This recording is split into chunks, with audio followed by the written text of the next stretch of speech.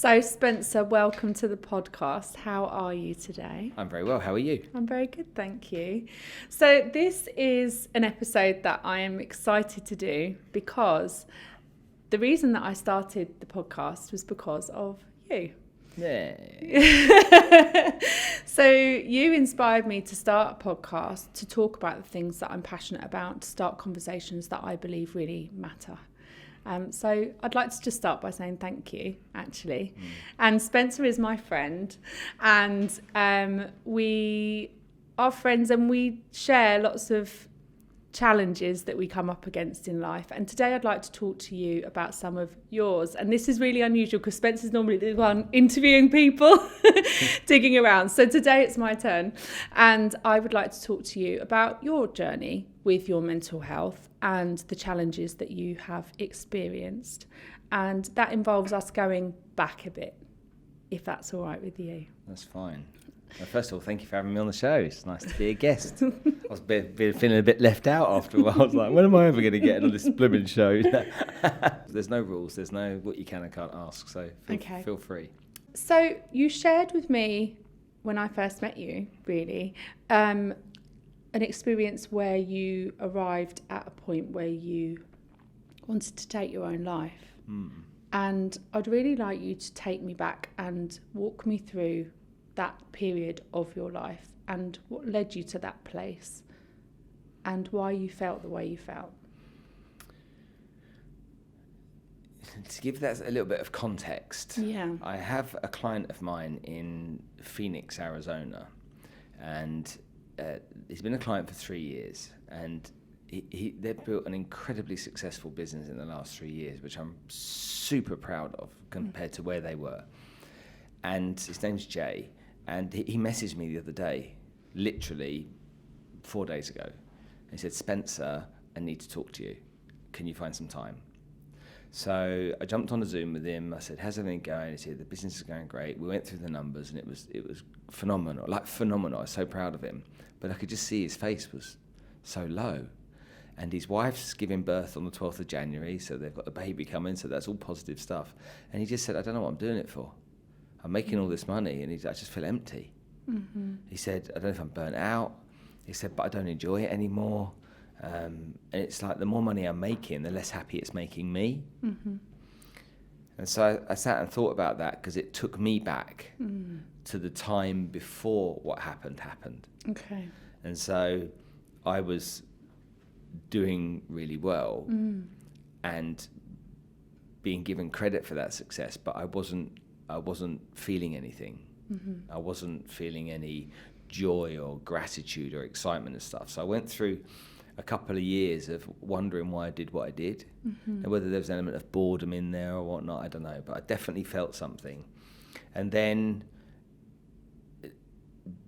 basically, cutting a long story short and getting rid of some of the details, I got fired from a company that I'd helped to build. And it wasn't like I got fired from a job, and I know that's tough enough anyway.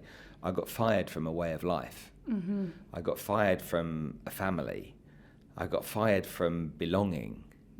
I got fired from building something that I had put before everything else in my life. And to put that into some sort of context, it's expat life comes into this, right, as well, into this.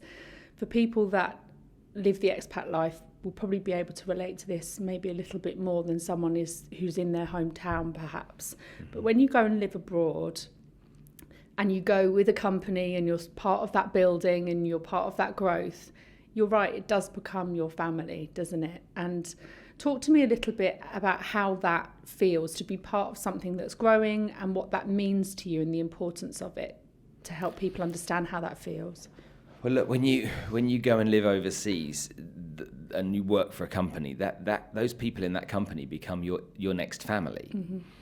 And that was something I was very proud of, making sure that my employees felt as well. Mm-hmm. I'm like, you're overseas, you're away from mum and dad, you're away from your friends. Okay, we are your family now. Okay, you're part of this gang. Yeah. And so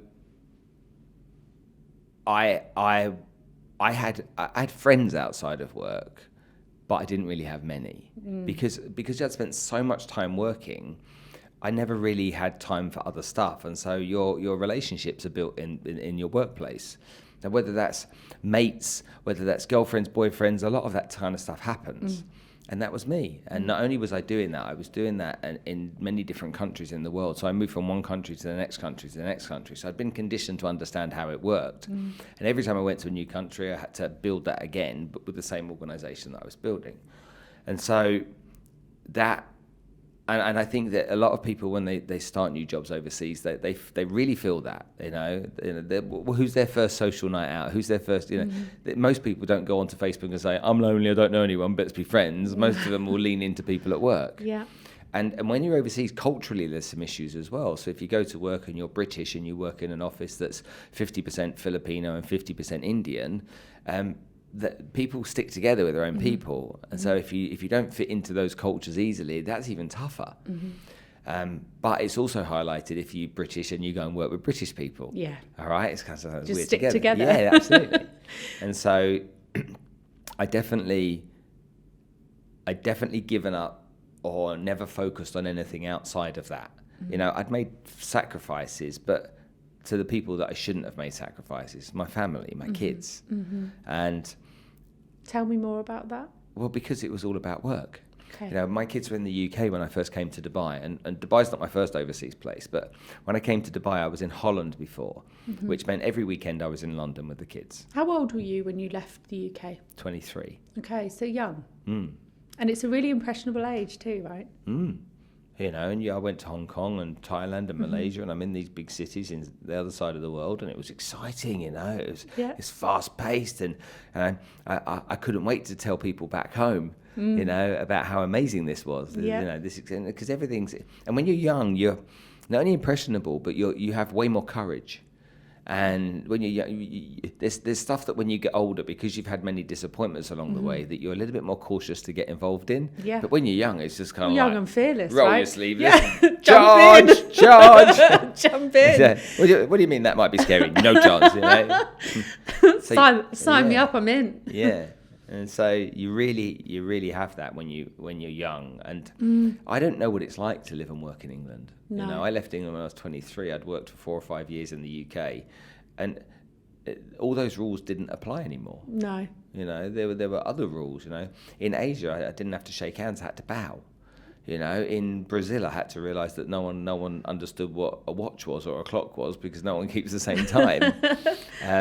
In the Middle East, I had to realise that people are different around their religion than they are, how we see religion back in the UK. It's a much more serious thing here. When I moved to Holland, thinking Holland would be great, because as a kid, my dad had worked in the oil industry and contracting through Shell, and so I knew loads of Dutch people overseas, and so I'm like, Dutch people are great, But I think Dutch expats are the same as British expats. People are different when you're overseas. Going to live in Holland, I would invite people to my house, but nobody would invite me to theirs. Why? Because they would invite their own people. Okay. Or maybe they didn't like me. As that came out of my mouth, I'm like, that's so the wrong thing to say, because I'm an arse. I'm sure that's not the case.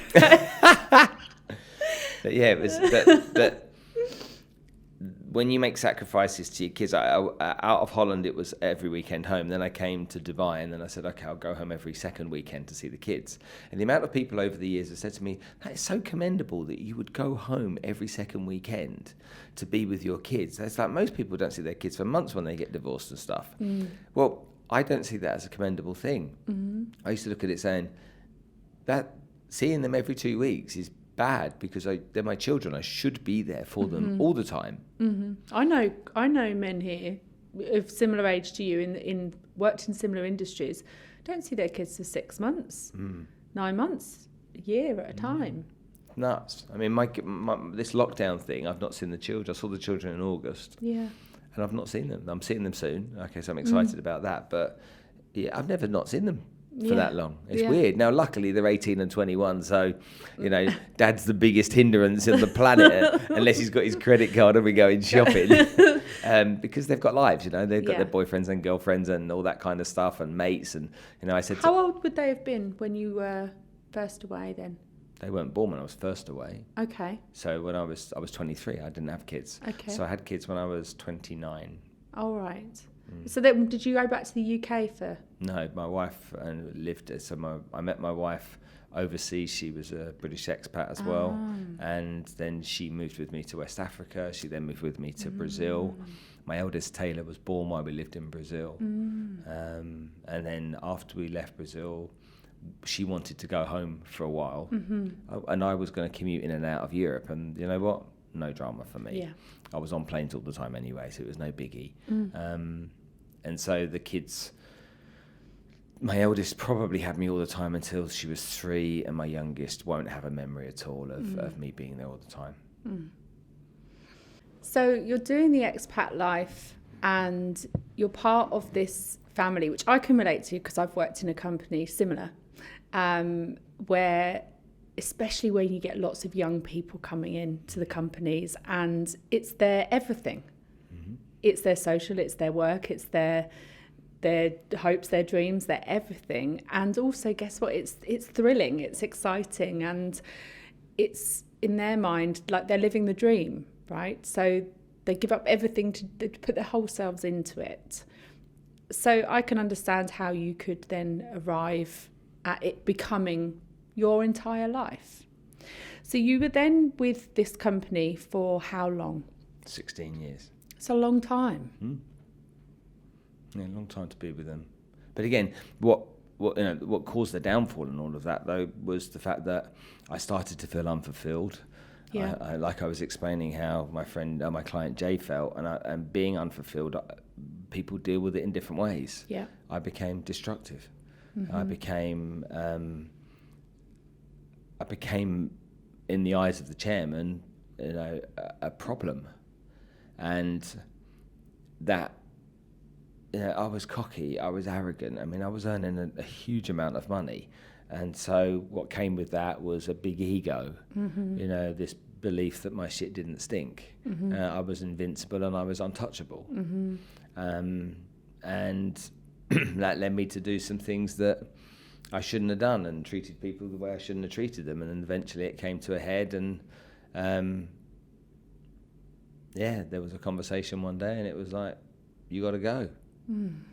And I had agreed to gardening leave for a year. So I'd agreed to be paid for the year on gardening leave, which I thought would give me a chance to go and reconnect with people, go and reconnect with friends, family, and they lived in different parts of the world, so go and see them and spend time with them, and try and work out what I really wanted to do, which spending time with friends and family lasted, I think, 4 or 5 weeks. And I came back and I realised that even though I had all this money, and even though I was being paid for a long time ahead of me, or the rest of the year ahead of me, I was like, everyone's at work. No. It's like when you're a kid, if you've ever played truant from school and you're on your own, it's really lonely. I only ever did it once.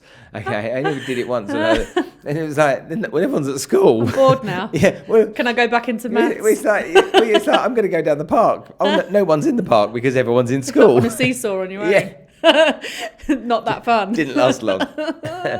And so that's what it was like, because everybody was busy working. Yeah. And at the same time, my partner, Barbara, she decided she didn't want to be with me anymore. So that happened. I also had at the same time a notification after spinal surgery that the operation 6 months later had failed and I needed to have it again. And so I had 3 blows that came to me in a very, very short period of time. And I mean, like, a really short period of time. Well, so when did you have your back injury then? 2000 I had the back injury. I had sciatica in my back for probably 3 years. Okay. And then eventually the chiropractor was like, you need spinal fusion surgery. This is the only thing that's going to fix this. And so and again, that I'd never had an operation before. I had 7 stitches in my elbow when I fell over once, and that was scary enough. But the thought someone was going to cut my back open. Yeah. And I remember being in the clinic with the surgeon, and he had one of those plastic spines, Yeah. and he's holding it up and looking at it, and then there was this on this like hook was this spine, and it had all these metal rods in and these screws in and this thing in that I can only describe it as those You know those wind-up teeth that you screw the teeth out? Okay, that's what it looked like, a metal version of that inside. And I'm looking at it and I went, shit, man. I said to the surgeon, Dan, I'm like, who the hell would have that done? And he just looked at me and he pulled out of his drawer a bar of chocolate and he whacked it on his desk and he opened the bar of the chocolate. He said, do you fancy some chocolate? And I'm like, yeah, all right, I'll have a piece of chocolate. So I had a piece of chocolate. He went, you're having that. That's what you need. Yeah. And it was just terrifying. And how old are you? Because it's quite, never have an operation. 2012. 2011. And you were how old? 2011, I was 41. Yeah. So it's quite daunting then, really, to have never had an operation or general anaesthetic, I suppose, until 41 is quite a daunting prospect. And then you're in Dubai at this point. So this conversation has happened. And I suppose to lots of people, they would think a year off work, paid, great. If you said that to most people, they'd think that was an amazing thing. I did. But now tell me the reality of that for you. Empty, lonely, miserable, pointless. And also, remember that the way that the company worked is that when I was asked to leave the company, everybody was asked within the company not to contact me. Yeah, so this is what I wanted to come on to. So it's not as simple as not work for a year, is it? This No. type of agreement. It's I don't work, don't do anything else, and ties are severed. Ties are severed with everyone. So that's your family ties. Yeah. These people that you'd worked with day in, day out, these people that you'd helped shape their lives, these people that you'd made a big impact and along the way, these people that you would go out to the bar with on a Thursday night, these people that you'd play tennis and squash and whatever it may be with, these people that you'd be messaging all day, every day, all stopped overnight. Just gone. It went like that overnight. And I lost everything. Yeah. I lost everything. I didn't see anything apart from loss. No, whether that was the right or the wrong way to think about it, that's what happened. And it was just empty and lonely, really lonely. And with your partner leaving you as well. So I was literally living on my own. I had Juliet, my housekeeper. God, man, what she had to listen to over those months. You know, she's busy washing up or something, and I'm like, I want to talk to you. Yeah, everything was gone, and it just took me to a place where I was like, what do I do? And so I started going to the gym. I couldn't sleep, so I started going to the gym, and I'd sold myself on the idea that if I go to the gym twice or three times a day, I'll tire myself out. Okay. So I'll sleep.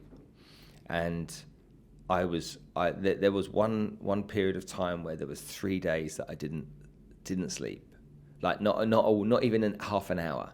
I was wide awake, pacing around the house, pacing, but I had no one to talk to, I had no one to call, I had no one nowhere to go, It's 3:00 in the morning here, what do you do? And I'm walking around the house, and it was just very, very, very, very dark, and it was very empty and very sad. And it was just like during that period, I was like, no one gives a fuck about me. No one cares. There's no purpose to life. I'm just a hindrance. I'm of no value to anybody.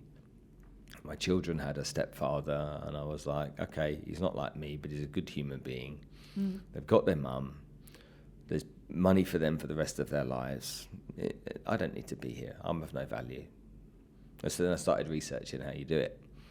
And so you go onto Google, and you could never get my head around how you would tie a belt to something. I couldn't get my head around that, and I was like, I don't know how to do knots, and so how do you tie a rope up that way? So I was reading instructions on Google, and then that's just too complicated. And what I'll actually do is, look, I'm just going to drive down the motorway really fast, drive my car. Okay, I'm going to smash into something. And then I was like, well, what if I live? What if I crash the car? Because it's like, just imagine what would happen. And I was like, I'm even going to get that wrong. I'm even going to drive into the back of a truck, or turn the steering wheel at 100 miles an hour and just let the car flip. I'm going to be that guy, That can't even do that right. That can't do that right. Just climbs out of it, you know, with a scratch and this. And then I was like, the only way to do it, to be sure, is to jump off a building. Because if I jump off a building, then I'm not going to survive jumping off a building. And so I went and looked at some buildings in Dubai. I went up to the top of some buildings. I went on the roof of 2 buildings. And I remember, because I suffer from a little bit of vertigo, so going near the edge of something. Which when you climb the mountains, sorry. It's not the same on a mountain. We'll come back to the mountain conversation. It's not the same. Climbing mountains is not standing on the edge of a bridge or anything. And I remember I wasn't sat on the edge, but I was like legs hanging over, but I was sat there one day on the top close to the edge, and I was like, what if I fall? Or what if I jump and I get to the bottom and I break both my legs, shatter my spine, and I'm paralysed forever, but I lived. I'm like, what? And then so in my mind it was like, how many stories does it have to be so that it works? To guarantee it. You know, what's the guaranteed way? And I knew that slitting my wrist was never going to work, because I'm terrified of that. You know, it was like I wouldn't have the courage, you know, to sit there and cut my wrists, and so I knew that wasn't going to be an option. And then I looked at the pill option, the tablet option, and I'd watched too much on TV about people having their stomachs pumped and stuff to know that there was a chance that wouldn't work either.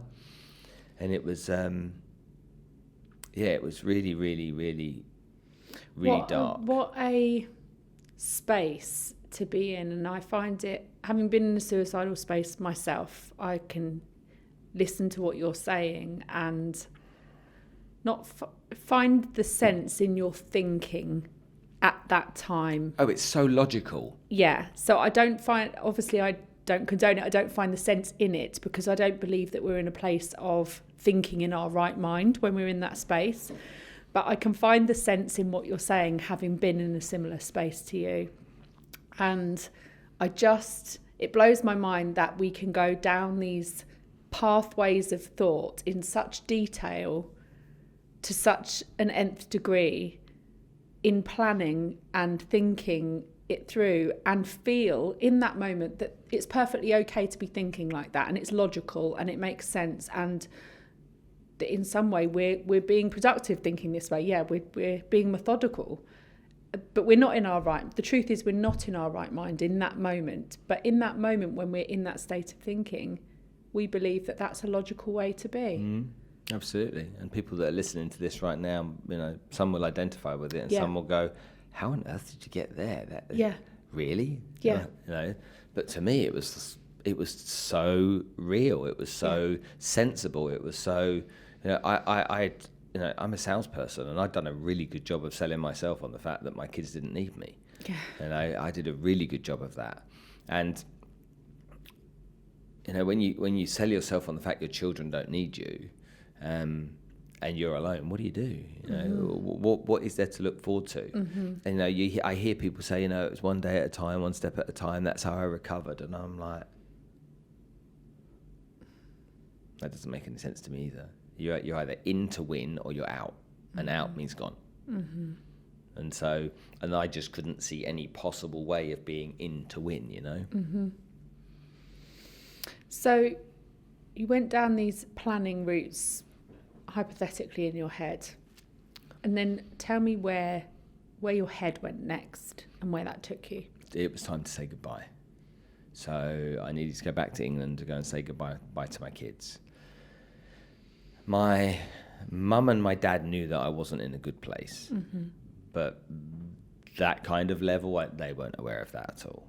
And had you spoken to them? Yeah, I'd spoken to both of them. My mum and dad are divorced, but I'd spoken to my mum, I'd spoken to my dad, and it was more around splitting up with my partner, Barbara at the time, than it was losing my job.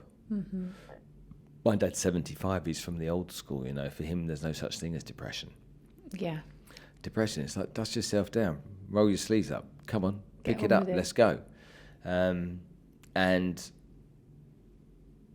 I think my mum as well. And whether that generation were like that or whether they have experiences to lean on that I didn't, you know, coming out of the Second World War and knowing people had all these things happening to them. Stiff upper lip, British way, isn't it? And all I just don't think it was understood either.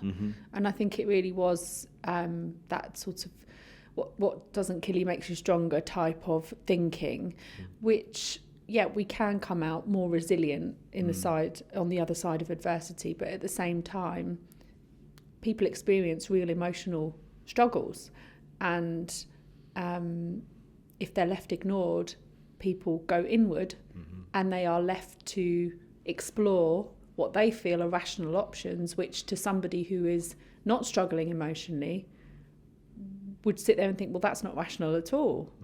But unless we give that person the space to speak, they go inward, right? And they start doing what you did. Yeah. So you went home, you flew back to the UK to say goodbye to your family, and then what? So people can understand the scene. I had a farmhouse down a country lane in England with a kind of like a big gravel driveway, and there's never anybody on the driveway. My cars were in the garage. I'd arrived from the airport. There was a taxi that brought me home, and my father lives 250 miles away and close to Newcastle, and I'm from down south, and his car was on my driveway. I was like, what's he doing here? Anyway, he wasn't in the car, and I had the key to the house. So he wasn't in the car, and I had the key to the house. So where was he? Anyway, so I opened the door, went inside, and my dad was sat on the sofa. And I'm like, how did you get in? He said, your housekeeper let me in. I was like, what are you doing here? He's like, look, you just got off a plane. Why don't you go and grab a shower? I'll make us some breakfast. Okay, I just thought I'd come and talk to you. And so I had a shower. He made some breakfast. He said, look, I've got a friend. And so he listened to me because I was still in when you're in a dark place, you're trying to find accountability, aren't you? You're trying to hold someone or something accountable for the reason that you are the way you are. And so, and the accountability isn't you. Okay, in that place, it's not your fault. You're a victim, like big time. You're a victim. Somebody done something to you. And so we were in a place where the farm is, which to keep it for anyone that knows the UK, not far from Stansted Airport. My dad said, I've got a friend in Chelmsford, I'd like to meet him. So we drove to Chelmsford, and it was, conversation on the way was not related to that topic. 40 minutes or 30 minutes in the car, whatever it was, we didn't relate to that topic. And then we pulled into the Priory.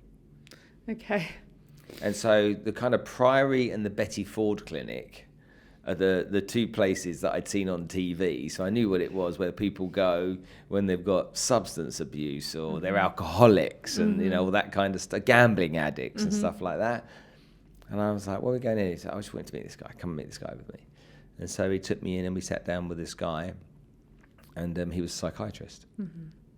And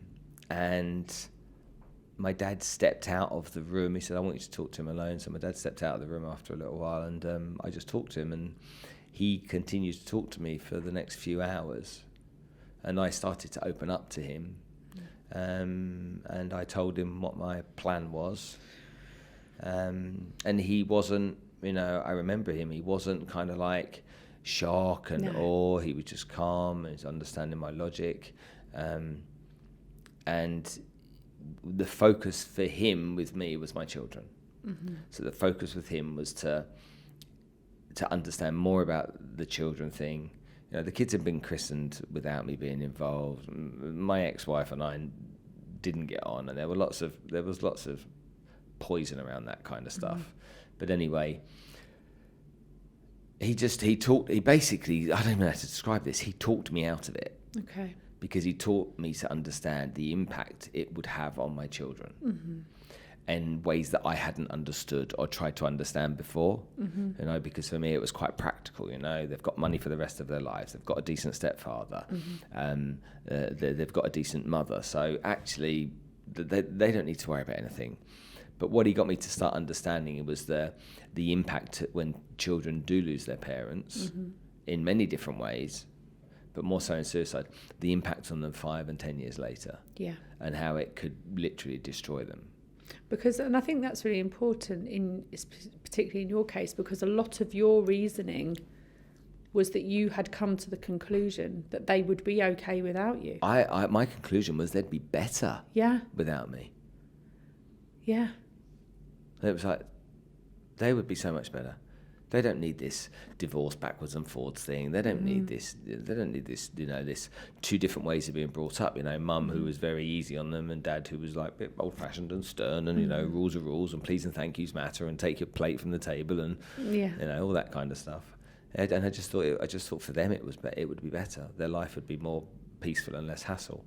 And it's a common thing when I speak to people who have experienced suicidal thoughts or made suicidal plans, that they often arrive at the conclusion that truly, and it's a true belief, that people really would be better off without them there, and that they would be taking that burden off of them by doing so. And it's definitely not a selfish thought. It's a let's unburden people, because by being here I'm being selfish and I'm putting on people. Yeah. And I knew that putting myself out of the equation, I was aware, people would be sad for a few weeks, there'll be a funeral and stuff, and so, but people then just get on with their lives, don't they? And so, I was... Well, that's what you thought. Very aware, very, and almost to the point of being positive about it. Yeah. It's kind of like, this is the right thing. But he spent a few hours with me, and then I stayed there for a few days. And over that few days, he just got me to start thinking about the impact, and then started to get me thinking about, what life could look like if life was great, and just started to get my head into not a completely different space, but just opened a few doors a little bit for me to look through and see what might be there that was positive. Hope. Is that what it's called? Like a hope, right? Yeah. For me, depression is when the world goes dark, hope disappears. Yeah. And I think the minute that you feel like any glimmer of hope has gone, that's when it gets very dark and very scary and very lonely, and we go down that tunnel of despair, because hope in any situation, even when you're heartbroken, when you're suicidal, if there is a glimmer of hope, there's something to try again for, right? And if that hope has diminished, that's when people end up in this solitary space, and it's dark and there is no light. So that man managed to, as you say, like, he managed to show me a little crack of what could be, and that's hope, right? You regain even just the tiniest glimmer of hope can keep someone alive. Yeah. I'm glad he did that for you. Yeah, me too. Me too. Very grateful. Otherwise, I wouldn't have my lovely friend now, would I? Yeah, I'm very glad too. But that wasn't that. That was the beginning. It certainly wasn't recovery. Yeah. But it was the beginning, and then I think I came back to Dubai. I probably spent a couple of weeks with the children. Then I came back to Dubai, and I think that sometimes having somebody, I don't think always having somebody that's going through what you're going through, has gone through what you're going through, is actually always helpful. Because I think sometimes it's a reminder. It's like, I'm not a huge fan of a psychotherapist wanting to keep going over the past. No. Of course, let's address it, but why do we keep going back to it? Because it's not going to change. The future is what we have to deal with, and the present is what we have to take action on. Yeah. So keep taking you to those dark places over and over and over again when you're in therapy. I'm not saying I'm no expert at this, but just for me, it wasn't the right thing to do. And when I saw that there was a way forward, and what happens is, at the moment a door opens a little bit, you get a couple of little wins. Somebody said to me, "Oh, I've got this business idea. I'd like to do this, and I'd love to do it with you." And I was just like, oh, me. Yeah. And then it's value, right? Yeah, it's been worth something, isn't it, to somebody? Yeah.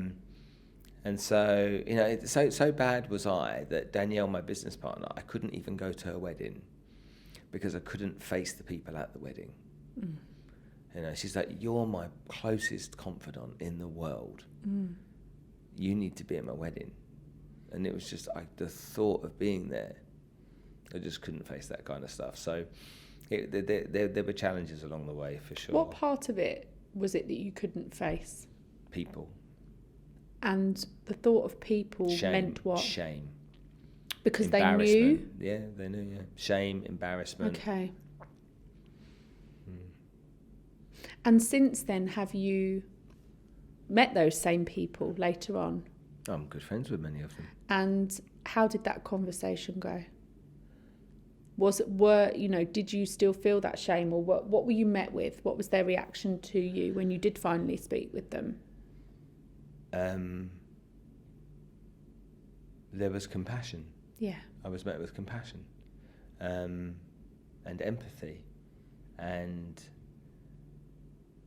a little bit of, you're Spencer Lodge, you're going to make it. Let's go.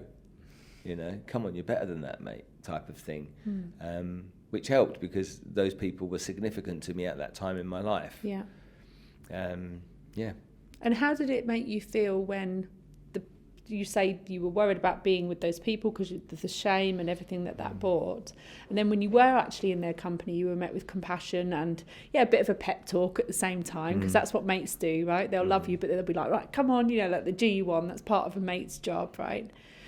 How did that make you feel when you were actually met with that compassion and understanding and support? Relief. I was relieved.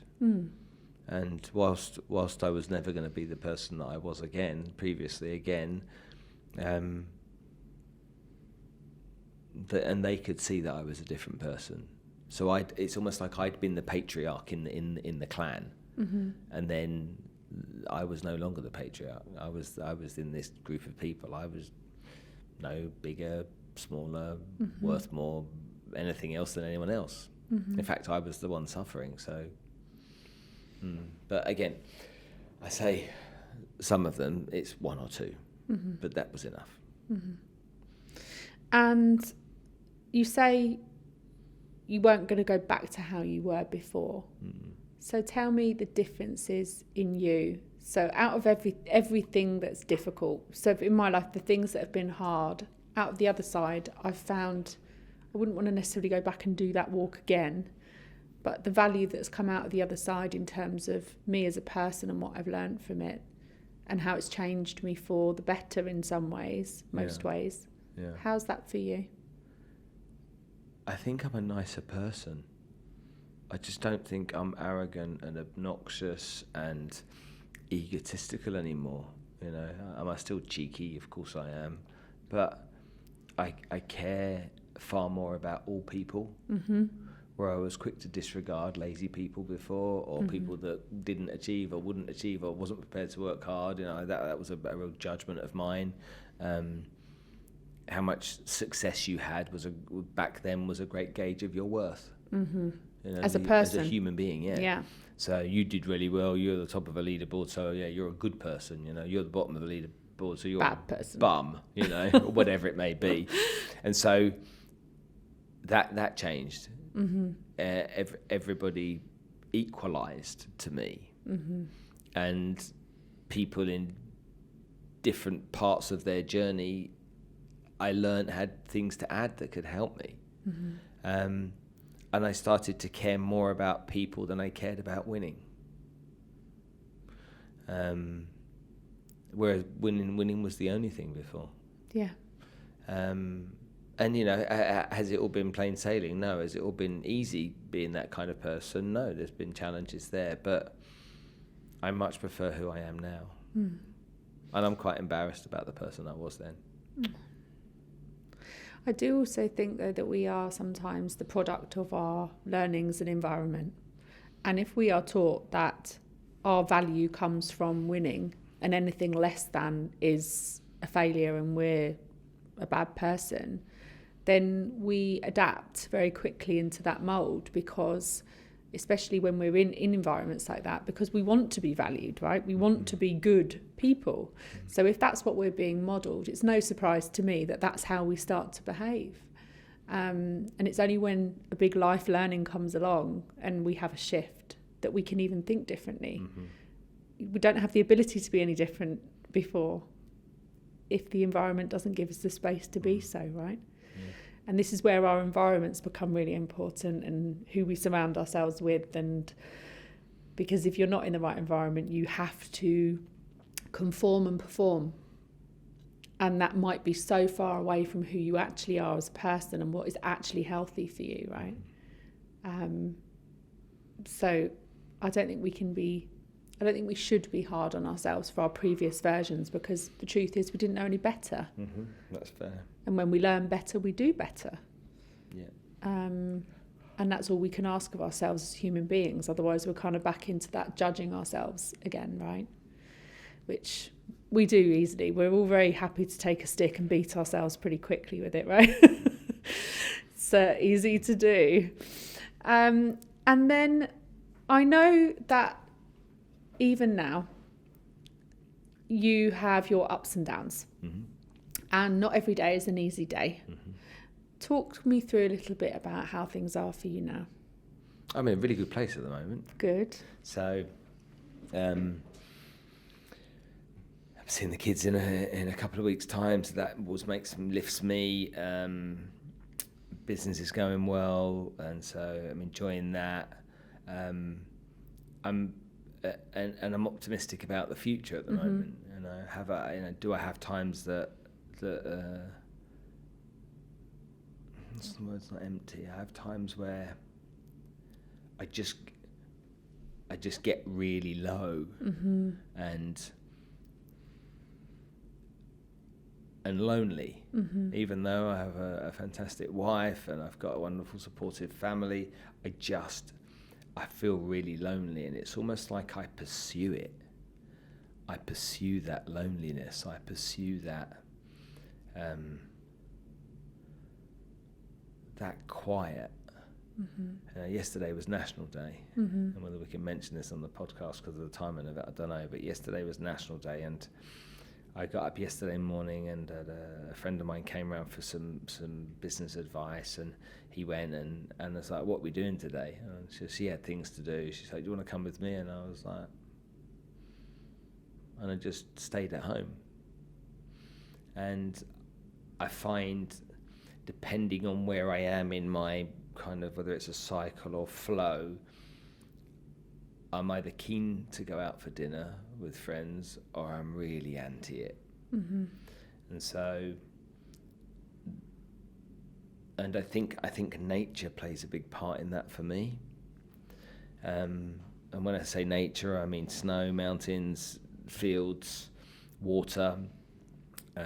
It plays a part in my well-being. And if I don't have the opportunity to do that when I feel I need to, it initially makes me angry, and then it makes me anxious. So we have to go for dinner tonight, and I really don't want to go. And we have to go for dinner. The people are all very nice, but we're going for dinner at 9:30. And I wake up at 4:30 every day. So going to dinner at 9:30 means we'll be home at 12:30, maybe 1, which means the following day's ruined. Because my day is all about waking up at 4:30 and going to do something that makes me happy. And by doing something that makes me happy, it makes me have a better day. And so, but on Friday night, we're going out for dinner at 7 p.m, which means I'll be home by 10 p.m, which means I can do on Saturday. He's already, just so you know, he's smiling. He's already got a big smile from ear to ear about that. And it's just like, and so I'm married to somebody that sees the world completely differently from me. The things that I truly get soul food from, I don't understand how anybody couldn't get soul food from the things that I enjoy, but that's me. Why do you not like what I like? But if I'm climbing a mountain, if I'm out riding my bike, if I'm kayaking on the water, if I'm even when I take a walk on my own, that's almost like a car needs petrol. That's really important fuel for me, and it's really important, that fuel, to keep me happy. And if there's anyone that threatens that, it gives me a lot of anxiety. I think it's a recharge thing as well. So there's a lot of value in recharging on our own, and I think it's completely undervalued, especially when it comes to mental and emotional health. Having that time to recharge alone, doing whatever it is that fills you back up, without that is really destabilizing, and it can then cause resentment when you then have to go and do tasks outside of that when you haven't refilled your own cup first. The thing is, you talk about alone, that's really interesting you say it, because someone pulled me up on this the other day, and they're like, you like to do those things and you like to be alone doing it, but you actually really enjoy hiking with others. So much so that you almost prefer to hike with others than on your own, for example.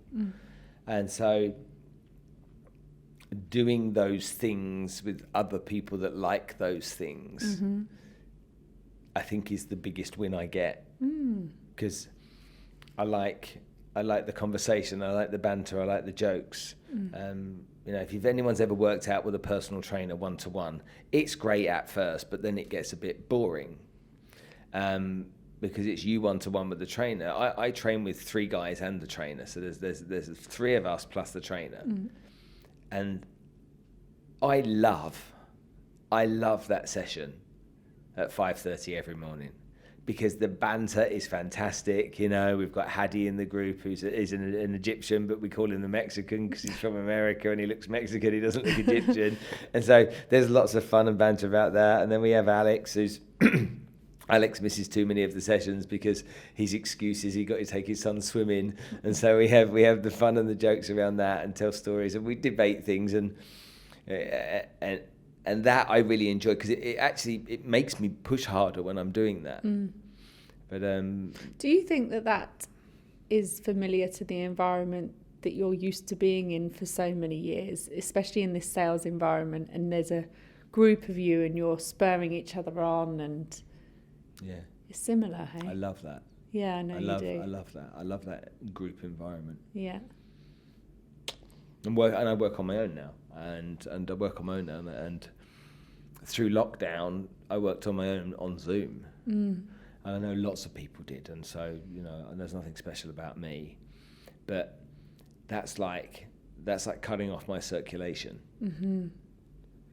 And whilst I'll speak on the phone quite a lot, I need to be in front of somebody. Well, you said to me, didn't you? You said, Spence, can you come on my podcast? I'm like, where are we doing it? You're like, on Zoom. I'm like, you live like 4 miles away from me. What do you mean on Zoom? He's like, no, we'll do it in person. Oh, I haven't done it before. And I'm like, I said to Alicia, I'm like, I'm not doing that. I'm not doing that. I'm not doing a podcast on Zoom. It's not that. How many Zooms have we done and podcasting Zooms this year?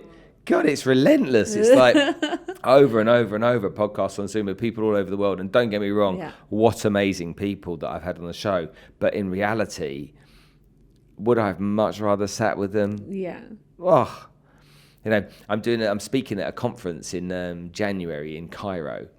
And Lisa and I have to go there. And they're like, it's in Cairo. And I'm thinking it's a virtual event.